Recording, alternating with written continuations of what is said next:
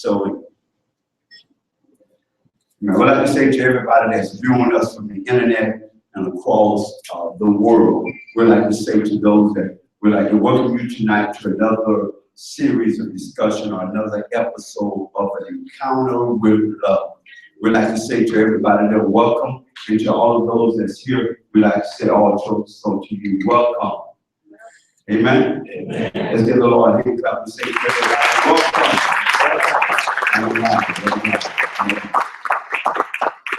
We're in our third night on a subject that has changed my life. It's changed my concept of understanding what love is. Amen. And we started this series out on Wednesday night, and we've been discussing that 1 John 4:8 says that God is what? Love. Love. God is love. Now, we've heard that over and over many times, and one of the things I've submitted to you, thank you for the last couple of nights, is that love, the statement, I love you, is one of the most abusive subjects or statements in the world. People use the phrase, I love you, they submit that phrase, or they submit that statement in order sometimes just to receive something back. Is that right? Is that right? Amen. Well, when God says, I love you, God does it in an action. Amen. The Bible said God so loved who? The world. That he did what? He gave his only begotten son. So God so loved the world that he gave his only begotten son, that whosoever what? Shall not what? Let me paraphrase that for you. God so loved you and I that he sent love, which is his son, that if we will believe in love, his son, we can spend eternity with him and his Father. I'm going to say that again.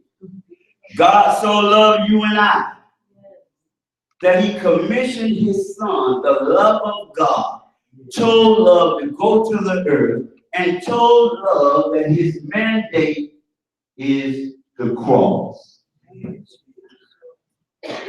I said the other night, now I want you to say, confess this with me again. Repeat this with me. I think it's worth reiterating.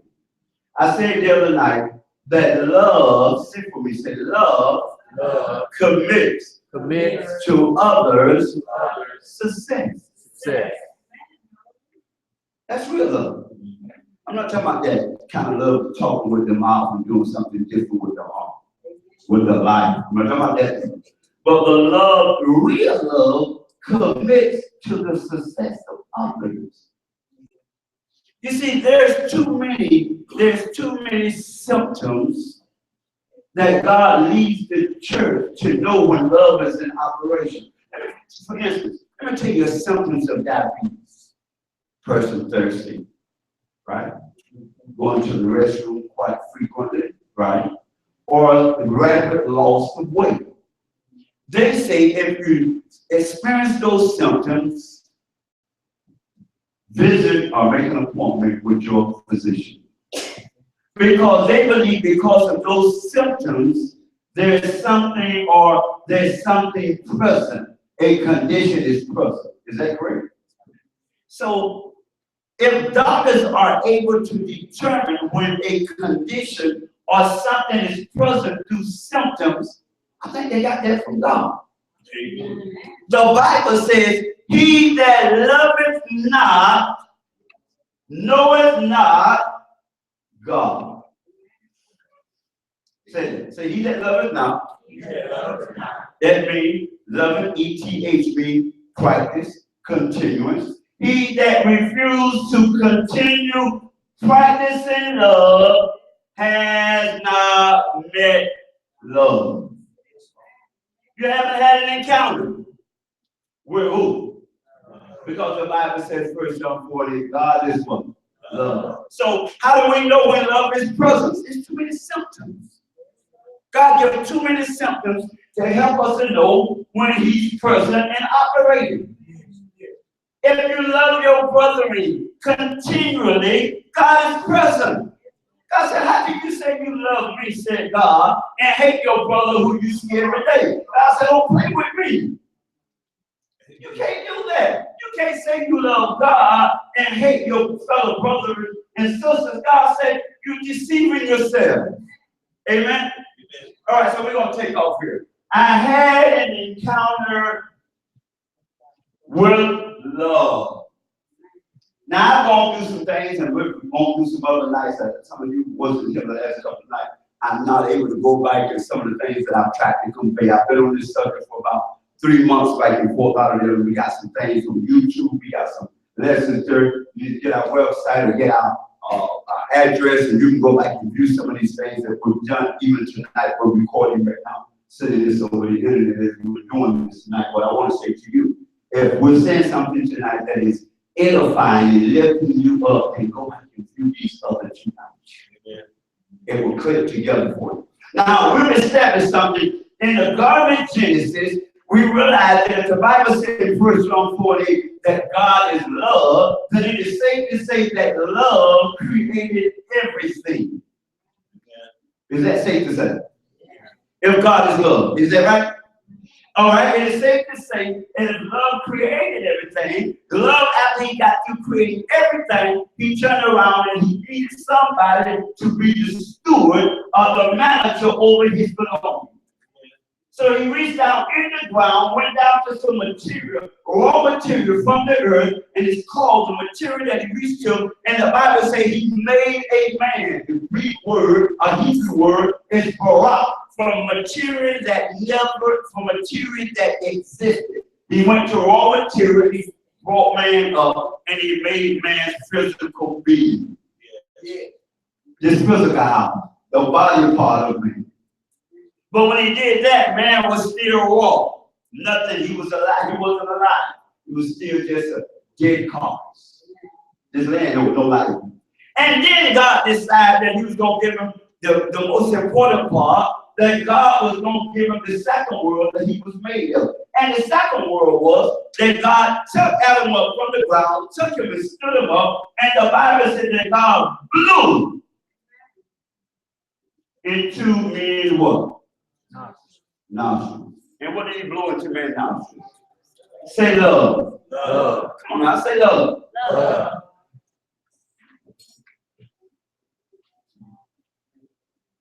And when man broke that fellowship, it cut it off his life from fellowshipping with love. And from that point on, we've been trying to find our way back to the experience of Eden. Eden is the place where we were in dominion. Eden is the place where we had everything. Eden is the place where everything was perfect. He had the right wife. He had the right world. He had the right atmosphere. He had everything he needed in Eden. Till he had an encounter with the alien spirit. Say the devil. The devil. When he had that encounter, ladies and gentlemen, say for me, say every encounter brings about an experience. And every time you meet somebody, you're about to meet a new experience. How many agree with that? Nobody brings the same experience. And sometimes we're guilty. We're trying to go on and somebody die or go on to another spouse in life. We kind of sometimes want to mold them to be according to the form of the spouse. If it was that way, you would probably still be there. Amen. Leave that alone. Amen. All right, we're going to take off. So there's so much stuff I can say about that, but I need to move on. Ladies and gentlemen, after all of that, we talked about all of that. Now, we got to show you something tonight. What happens when love, now love comes to the earth, and after love connected, and love prophesied, and love did all the things to set itself up to be able to come to rescue and bring man back to his original state. What is this all about? This story that I'm telling from Genesis to Revelation is one big love story. It's about how God loved his man and how God is trying to get his man back to his original state of being. God wants to get back to our authentic mode. He wants to get back to being one of dominion and authority. He's tired of us living a life of defeat, a life of misery, a life of but he privileged. He said, God is really our Father. Why are we experiencing so much defeat? In the Garden of Genesis, in the Garden of Eden, before sin had taken place, and before the fellowship of love was broken, man never experienced life. L-A-C-K. He had everything he needed. See, when love is on board, love, we talked about three things the other night. Love is one of the things that love do. It provides provision. Amen? I'm going to take off. Say that for me. Read that for me. Right quick. Can you see that? Godly encounter. Come on, what are we moving fast now? A godly what? Encounter. A godly encounter. Now, in life, we have many different encounters along the way. Every one of those encounters that we have along the way, ladies and gentlemen, this is a thought of mine. Every one of those encounters that we have along the way bring experiences to our what? Lives, right? Some of those experiences, say for me, is good experiences. Good experience. And some of those experiences are not so good experiences. Not so good. In other words, when you meet people, people bring some drama to you. And some people bring peace to you. Now let me tell you something. I want you to really say this for me. Say, I'm at my best. I'm at my best. When I'm solving problems. When I'm solving problems. Amen. Say, I'm at my worst. I'm at my worst. When I'm creating problems. When I'm creating problems. Now, how good were you today? Good or bad? Don't answer that.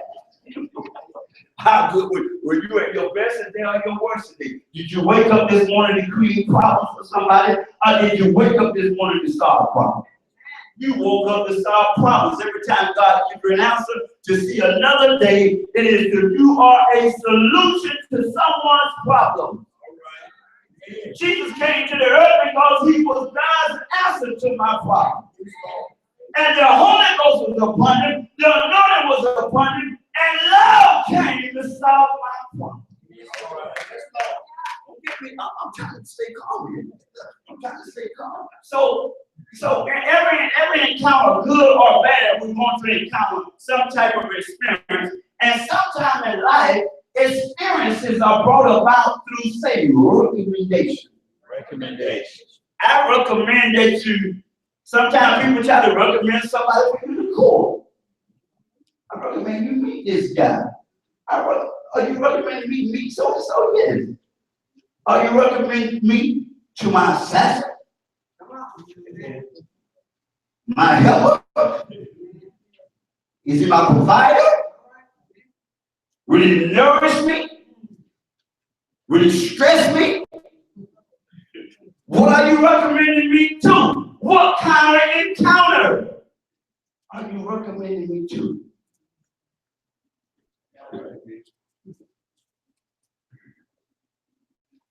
Sometimes certain encounters, I want you to say this for me, brings an entrapment. Sometimes certain encounters. Let me tell you what I mean by that when God said that to me. Some encounters bring entrapment.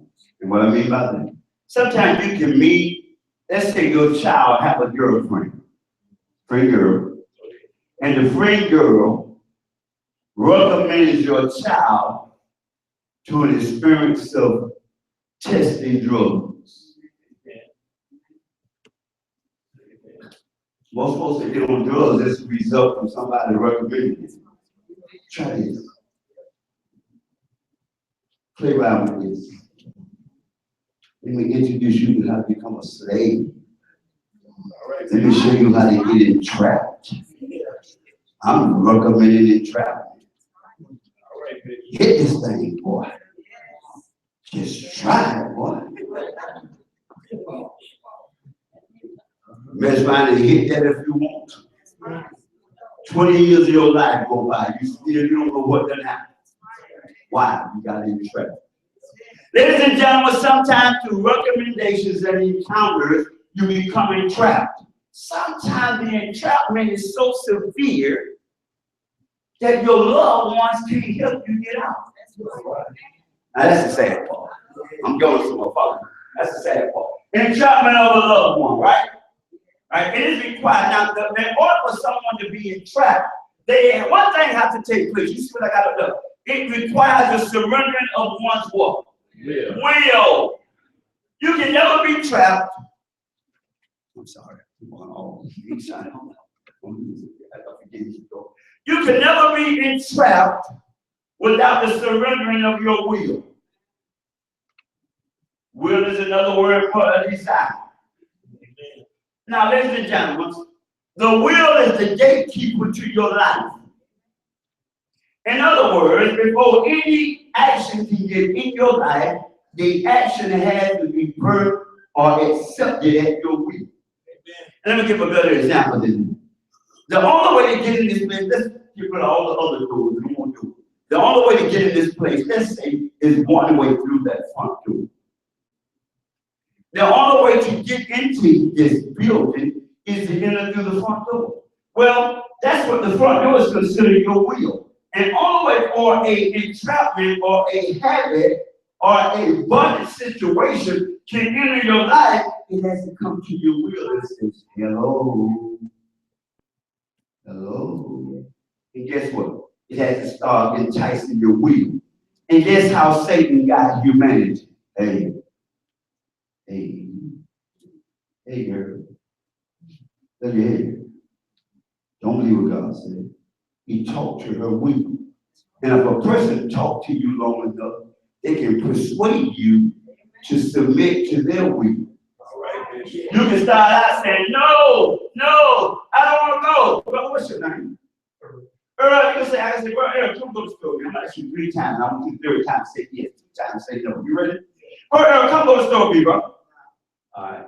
That didn't work. Brother Earl, come go to school, man.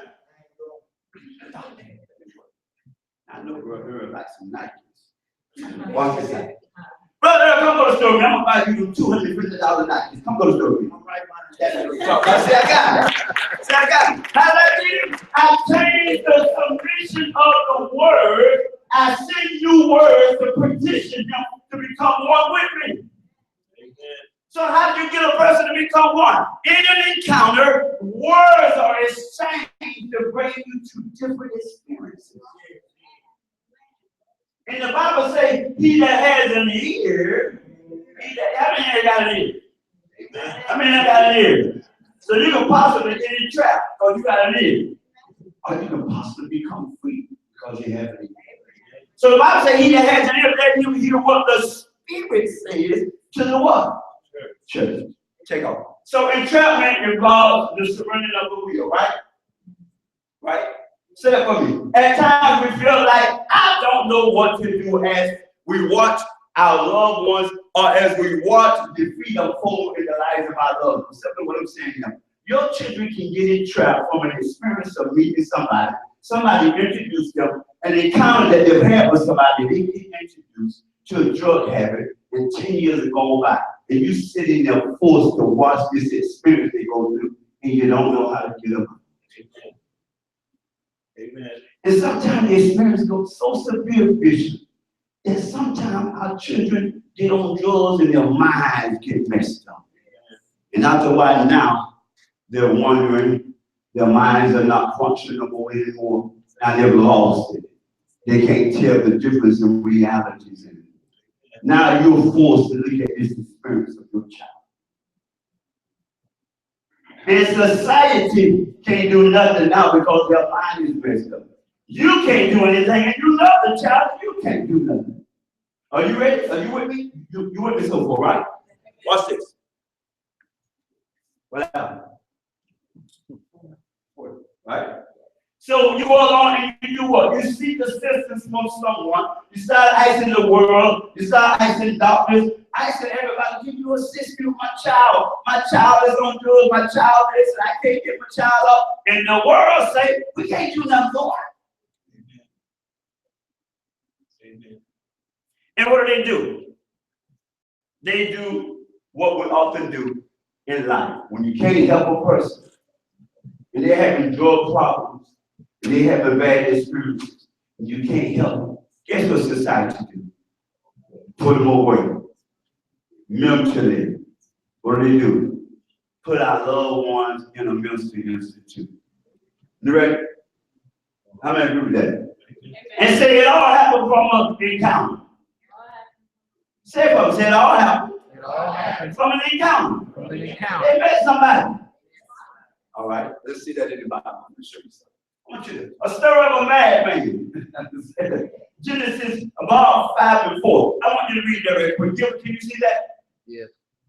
They came to the other side of the sea. Now, Jesus, one day, were in the boat. I want you to catch this. I want you to remember, every time I say Jesus, I want to talk about my love. God showed me this. I want you to get this. Love got in a boat one day and went across the other side of the sea. When they got on the other side of the sea, Jesus got out of the boat, and immediately a man from the tomb, say from the tomb, with an unclean spirit, met him. Love got in a boat, went all the way across the other side of Galilee. Love got out of the boat, and here come a man that had been living in the graveyard for years. Family couldn't help him. Nobody could resolve his issues. He took residence in the tombstone out where he did. Now I want you to catch this, ladies and gentlemen. Go catch them for me. Say the man lived in the graveyard. Man lived in the graveyard. He said he wasn't fit for society anymore. He wasn't fit for society. He had a bunch of demons in him. He had a bunch of demons in him. So he couldn't function normally. So he was out in the graveyard, living among, he was running in the tombs with an unclean what? Spirit. He met him, and the man lived in the tombs, right? No one could be what? No one could do what? Come on, no one could do what? Can you see that? No one could bind him, right? Not even the what? They had the man was so messed up, ladies and gentlemen, they put him in the graveyard, and out there in the graveyard, they had to change. Put him away. Now this man had an encounter with somebody that got him possessed. I want you to catch this. You don't get possessed by yourself. Somebody introduced him to something. Somebody told the boys on the play this weekend, boy, come on, man, let's go into the witchcraft work. Let's do something. He had some type of encounter that put him in the gravesite. He was out in the gravesite. He was in such a bad condition that he had chains on him, for he had often been bound with shackles, right? With shackles, what else? For his feet and with chains, but he did what? But he tore those chains off his wrist and the shackles from his feet. They couldn't keep him restricted. Come on now. So from his encounter, he was empowered with some bad experience. That's why you got to watch who your children meet. You got to watch who you meet. Because some people, when they meet you, they bring a host of experiences. It could be evil, lie, deception. You got to be careful. So this man, all of a sudden, ladies and gentlemen, he could break their chains and he broke them in pieces. And no one was strong enough to subdue him at any time. Nobody could handle this man. Night and day, he consistently screamed out loud. All night long, he out in the graveyard. Ow! Ow! Sound like Little John. Yeah!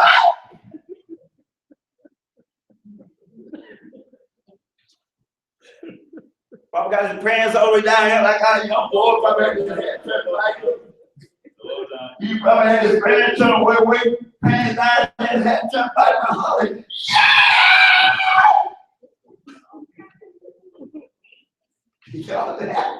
But see, those are the kind of experience our children are getting because they had an encounter with rappers that's messed up. And you think that's okay.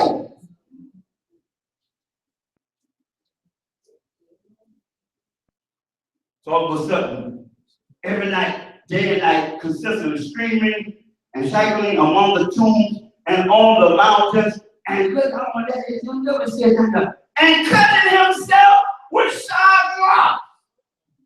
Doing what to himself? Come on now, I said that. What was he doing to himself? Cutting himself.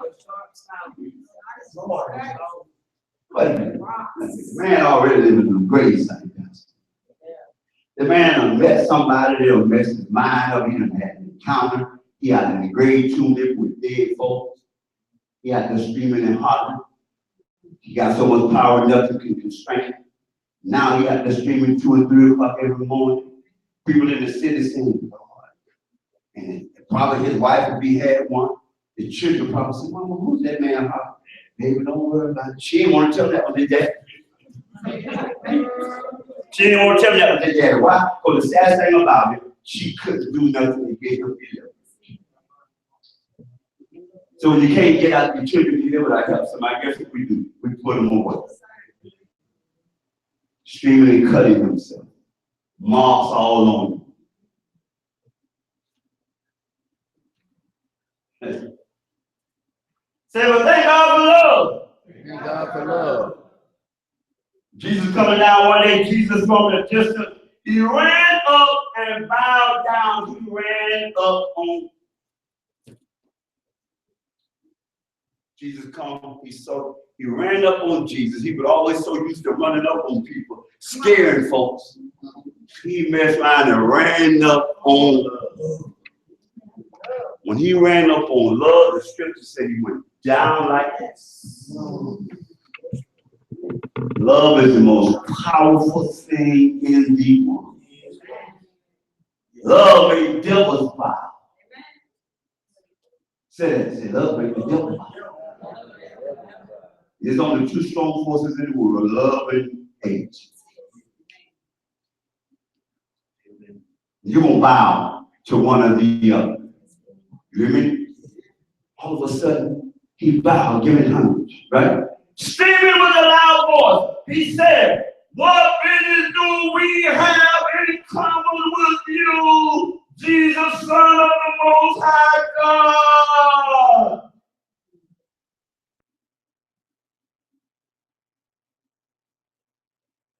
How did he know who Jesus was?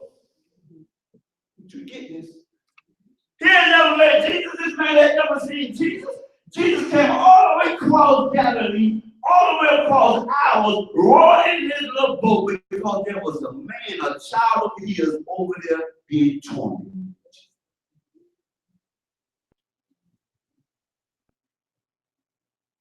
The devil began to cry. Have you come to torment me before my time? Yes.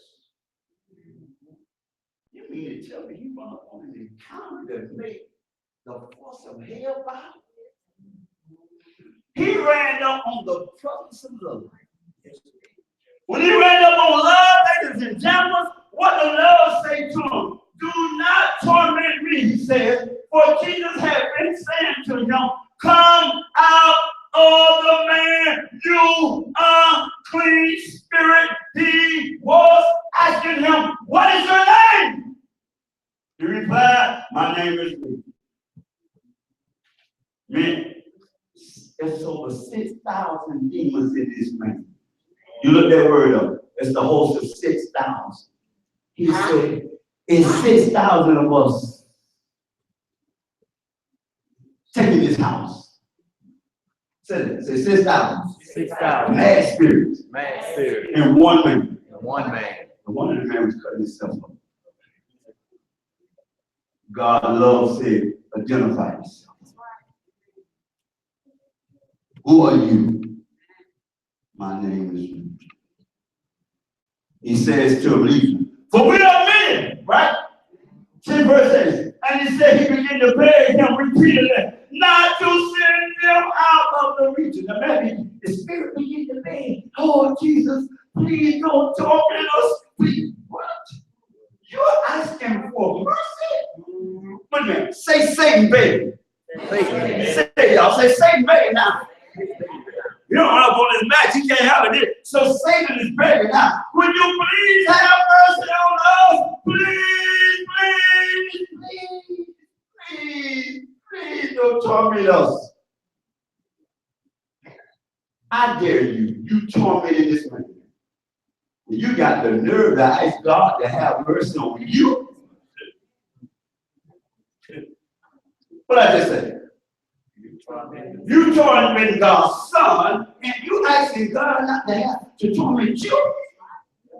Guess what? I looked at him and he said, don't send us back to the lake of fire. He was begging. Don't send us back. Don't send us back to him. He begged. Don't send us back. We are begging. Don't send us back. Don't send us back to the 11th verse. Now there was a large herd of pigs. He began to ask her, can you please don't send us back where we come from. Please have mercy on us. He looked up and said, there go a group of pigs over there. Would you just, we know why you're being present, love. We're going to be evicted. Say this for me. Say, love evicts. Love evicts. Torment. Torment. Yes. So say that again. Love evicts. Torment. Love evicts. Torment. If love evicts torment, how many people need to have that encounter with love?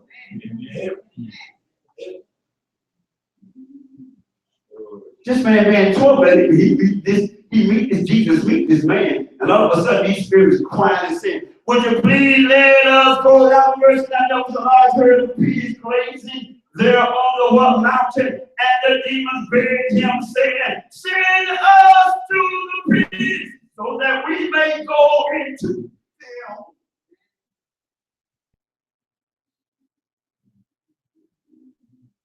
Now we like to eat that pork.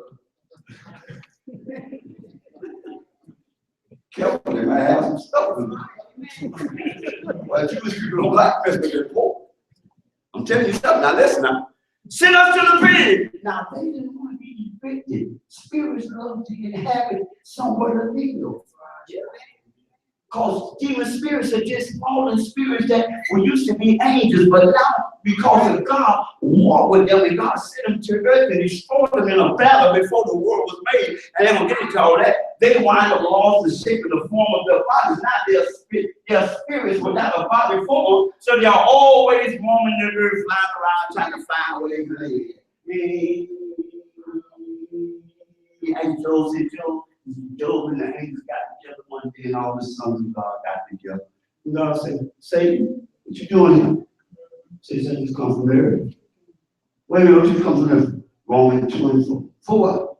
Finding and looking for who's weak enough that I can book, torment.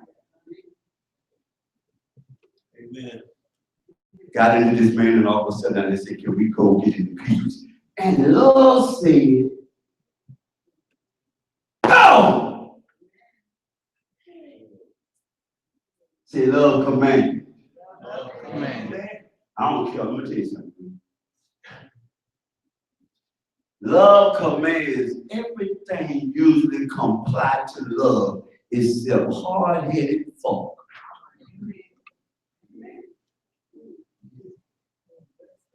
God's highest creation, you and I, give God the hardest time. Amen. Amen. God tells bad demons to go and demons go. God tells a man to go. God said, I want you to go to the hedges and the highway, and we get in prayer. Well, Lord, I want you to go down the street, Lord, and God walk up and down the hospital of God, and God go into jail. I said, you're telling me to go where I told you. How you gonna tell me to go where I told you to go? And oh God, we're trying to press for God. Yeah! Wow!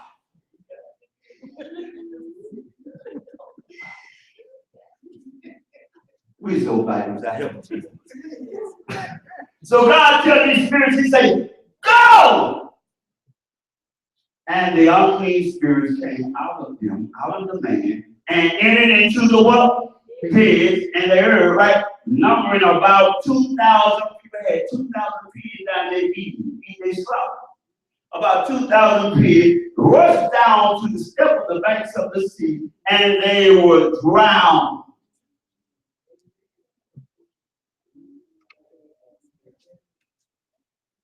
or evil spirit. Told the people heard.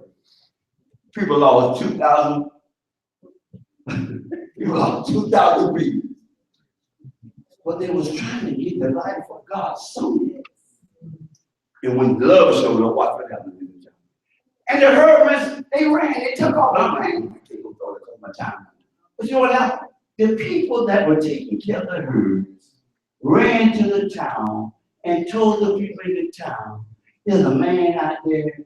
You know that crazy man that been in 200 hollering all night? They ran to the town and told the town, ladies and gentlemen, there's a man out there, cast the spirit out of the crazy lunatic. So the town folks went to people that take care of her, they want to run back out there. They got out there fishing. The crazy man was sitting down at the feet of Jesus. Sit down. Sit down At the feet of love. He had an encounter with love. When he had that meeting with love, he experienced a new life. He said, when the people came back out, this was amazing. People come back out with the crowd, the people from the town. They run back out there. See, there you go right there. That old man right there. He got the devil's out. They got the man sit down at his feet. Now the Bible said the man was naked. The man used to run around out there and do it all like going on. Cut yourself. All night. And all of a sudden when they came back, his hand was sound. Mind reaching. Sitting down at Jesus' feet. Sit down at the feet of love. When he was sitting there, ladies and gentlemen, all of a sudden, when the crowd got back, they looked and the people said, hey! We want you to get out of here! Leave here! Now, maybe you can help me understand that. We know demons in that region because the man was possessed. You got love and got enough for you come over here in your region. And you don't want love in your region to set people free. Y'all should have been saying, hey, can you stay back here for 5 more days? Can you stay? I took the devil sick. My mama's sick. My daddy's sick. I'm sick. I'm broke. I'm busted. I'm disgusted. Love is just hang around a little while. He said, can you get in your boat and get out of our region?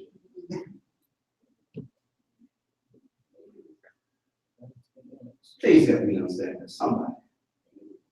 Why would we not invite love with all of its benefits to dwell among us? Why wouldn't we? Because some folks love music. They don't believe in love.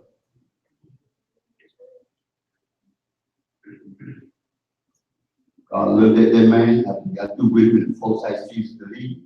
Ladies and gentlemen, Jesus went all the way across that ocean, rode all night long. But that one person. One person. I was reading that God was mentioning to me, God said, I went to the cross for one person. He said, you. Got to take that person right at you. He said, I went to the cross for you. You have to take the same person. He died for me, Bishop. Yes. He went all across the sea, got over there. This man got you. So now the man said, Lord, can I go with you? Can I go with you? I ain't never met nobody like you. See, my mama put me away. My dad put my wife put me away. My children put me away. Everybody put me away. But now that I've met you, had an encounter with you. I've had an encounter with you. you. I see that. I'm trying to tell you. When you connect with love, you get back where you belong. When you connect with love, you stand strong. When we connect with love, when we connect with God, we return to our authentic mode. We return to the original man who God made us to be. Yes, Lord. I'm not talking about no religion. See, I'm not talking about religion. Religion is duties. I'm not talking about religion. I'm talking about a relationship. Connecting to God. It says right there. He says to him, he said, go home to your family and tell them all the great things that love has done for you. So watch this, ladies and gentlemen. I believe he spent the rest of his life. Amen. Going back in the rest of his life. We'll get past all that. Time. I think he spent the rest of his life. He was free. Yeah. He went home. Jesus gave him a ministry. After free love gave him a ministry. And he told everyone the rest of his life, this man that had this demon, told everyone the rest of his life. That's what he told them. Watch this. Don't get spooked. I'm going to do something. Don't get spooked. Ready? Watch it. He told everybody the rest of his life. He walked around like this. The rest of his life. The rest of his life. The rest of his life. Just like walking. Yes, Lord. The rest of his life. How he walked around. What did he say the rest of his life? I'm going to time with love. The other man that was in the graveyard. He said, what happened to you? How you back running your business? What? Where he at? I don't know where he at now. But he set me free, told me to go home and tell people the rest of my life I had an encounter with love. I don't know about you. I don't know what your church walk is like. Maybe you playing church. Maybe you playing with love. Maybe you playing around with this thing called love. But let me tell you something. God gave his best for you. Yes. Heaven gave his best for you. You think he gave his best for you to play church with him? Now, I'm closing with this. I want you to tell everybody that's a member of this church for Sunday morning, we're going to speak directly into the life of this ministry Sunday morning about this. God told me I was just today taking a shower, getting ready for this meeting, and the Spirit of the Lord spoke to me and said, I want you to put whoever's in charge of the telephone to reach out to every number. Try to get it this Sunday. God's got one of the most profound messages that we're going to share about this ministry and its encounter with love. God said, I want to introduce a different level of love to this. I want to do something different. God's got a message for you, Bishop. Got a message for you. Church folks, how many of you here members? Raise your hand. All the members here. Raise your hand. Every member that's here, even if you're not a member, if you can be here Sunday morning, we're going to share a message with you about an encounter. What's our part with this encounter?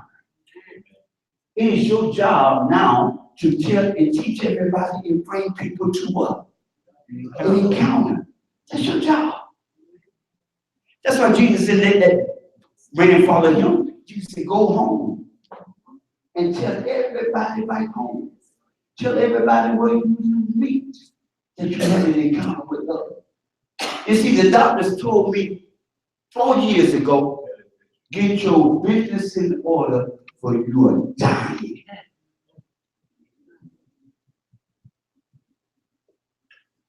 Looked at me and my beautiful wife and he said, sir,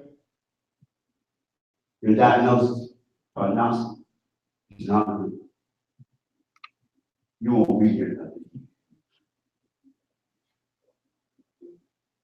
You hear me say? I hear you. He was speaking death over my life.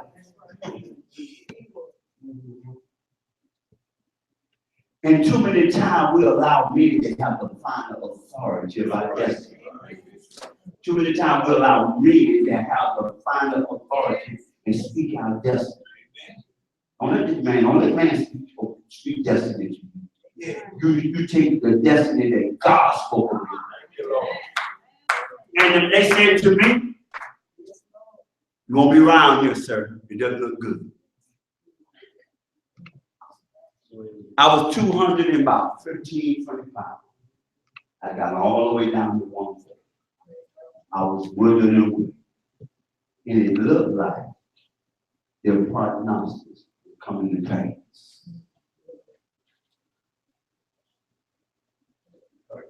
5 years later. 5 years later. Love said, no. Did have to obey love. Everything in life got to comply to love self. We get people. Church folks that saying that we love God, we pray with love more than anything I've seen before. There was a time in my life I prayed with God. To tell you the truth, I wasn't serious. But oh, when cancer got I shook off everything. I didn't care about nothing no more. All I wanted to do was leave. And I got hold of God. I said, God, am I going to leave here like this? I was crying like a baby. God spoke to me and said, wait on me. I said, wait on me. You can wait on your doctor. You can wait on anybody. You wait on me. And my tears began to dry. I was crying like a baby in my feet. I'd been locked up in the house for about 4 months, crying, wouldn't eat it, didn't have a desire to eat. The devil kept prophesying. You're gonna die. You're gonna die. Maybe today you're gonna die. You're gonna die. You're gonna die.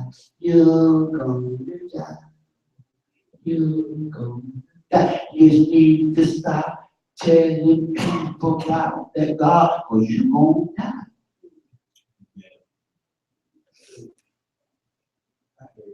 God said, come and let me teach you who I really am. Let me show you that love is the antidote to humanity's problem. Amen. All of our problems of humanity, love is the antidote.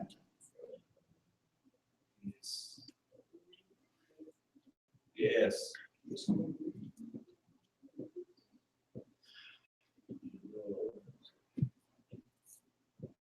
Lord.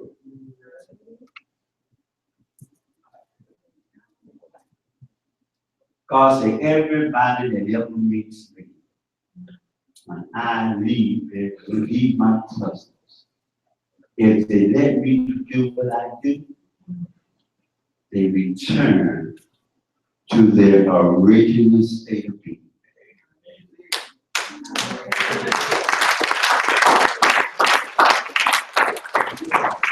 Woman had to some love. She didn't go to everywhere, spend all of her money, get salted all over the phone. Go to every doctor, turn her back on. And she just said, I don't know what I'm going to do. But one day she heard about a man. She heard about love was coming through town. Love was coming through town. And the lady said, this is my opportunity. I heard. The Bible said, faith come by what? She heard enough. And the word hearing in Greek means rumor. I heard something. I heard a rumor. What's the rumor? That this man, what man? Jesus. Yeah, I heard a rumor. What you heard about? I heard he spoke. He said, I came out the grave. I heard a rumor. What did you heard? I heard there was 5,000 fish and 2 loads of bread. I heard a rumor that he fed 5,000 people. What I see you here? I heard a rumor that there was a blind man sitting on the right side and he come through there. I heard another rumor.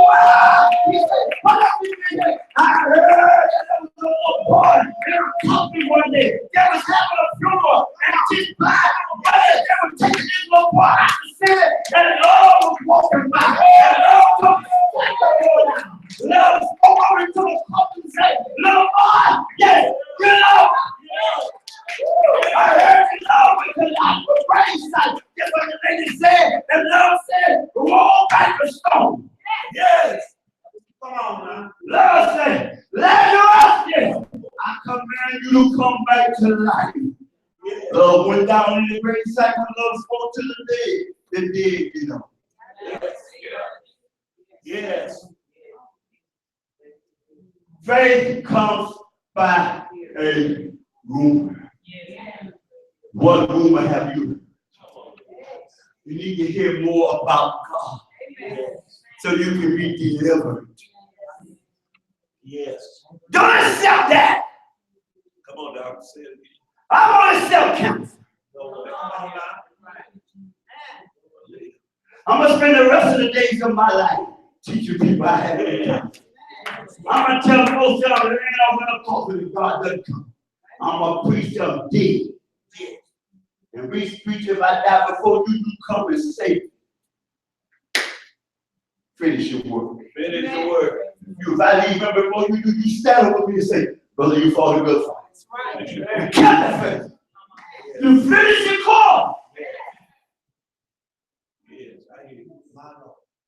Moses had an encounter with love and shook him up. Come on. Anytime you have an encounter, you become destined. Destiny make your mind become destiny oriented. You start realizing why I'm here. You see, life is an assignment. Say that. Look at your name and say, life is an assignment. Say, love giving me an assignment. See, guess what it is? Tell me to love you. Love told me to love you. Yes. There's a rumor about you. And guess what it is? That God loves you. Yes. There's a rumor in the word that everyone knows this one. Yes. That God so loved the world that he died. Crazy about you.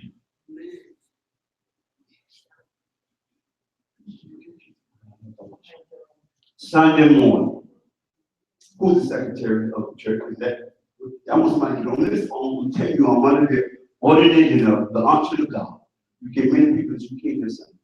We're going to speak the word into this ministry before we even go back before God.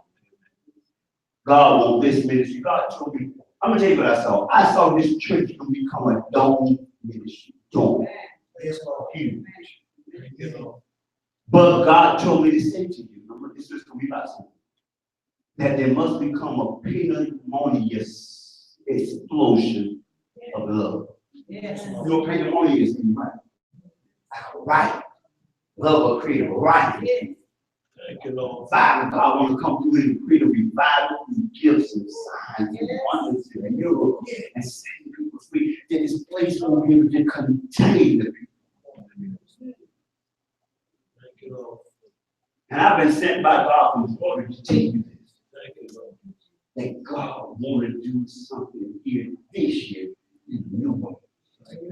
And many of the people won't be a part because the people that will be a part on their way. Amen. Come on. Y'all come to Sunday morning. I give you something. Stand up, stand up, stand up, stand up. Hallelujah. She get up.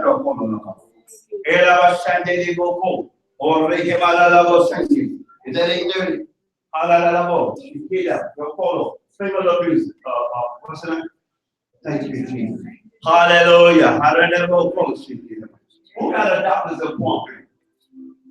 Who has a doctor's appointment? Hallelujah. Because she gave them blows. Other than me. Somebody got a doctor's appointment? I want to pray for doctor's appointments. The Spirit of God told me to pray for doctor's appointment. Come on, Seth. Quick, this morning. You see, love want to get involved. Love want to get involved in your needs and your problems. Come on, I want you to get this. Listen. I want you to know that God loves you so much, He's involved in everything in your life. I hope that's what everyone of them. I need for you to get behind these people because the love of God is here. I'm telling you, God is going to do something in the river of living water like